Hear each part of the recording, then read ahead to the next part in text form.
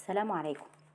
لو انت مهتم بالجديد والمفيد في عالم التطبيقات، تقدر تشترك في القناة وتفعل الجرس عشان يوصلك مننا كل جديد في عالم التطبيقات، ونقدر نشرح لك كل التطبيقات المحلية والعالمية، زي تطبيقات العقارات، تطبيقات السيارات، أو التطبيقات اللي بتسرق بياناتك، وكمان تطبيقات التعارف.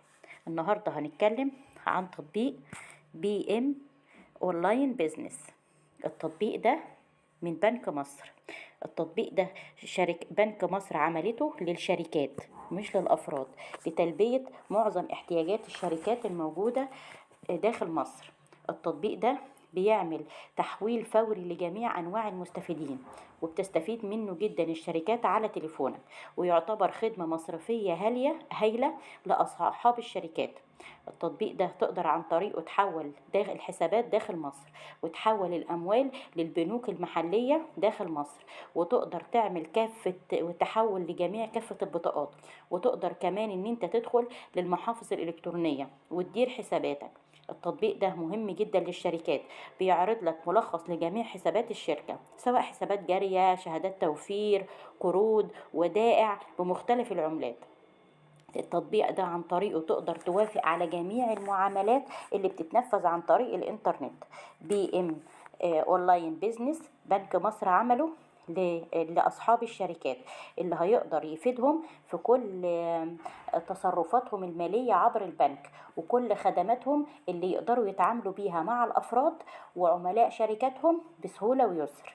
التطبيق ده تقييمه 4.4، يعني تقييمه عالي، وده بيدل على رضا العملاء عن التطبيق.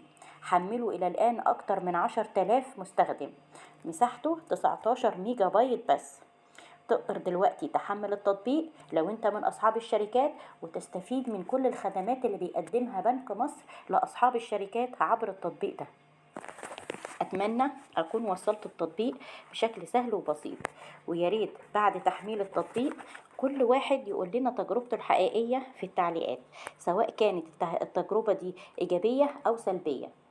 ولو انت شفت الفيديو ده بعد فترة ولقيت ان في اي تجديد او تحديث حصل في التطبيق، ياريت تبلغنا عشان نعمل لك فيديو تاني بكل التجديدات والتحديثات اللي حصلت في التطبيق.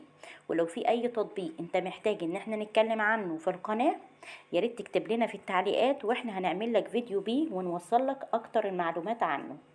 دلوقتي احنا بنطلب منك ان انت تفعل الجرس، وان انت تشترك في القناة، علشان كل يوم احنا هننزل لك تطبيقات تفيدك في عالم التطبيقات.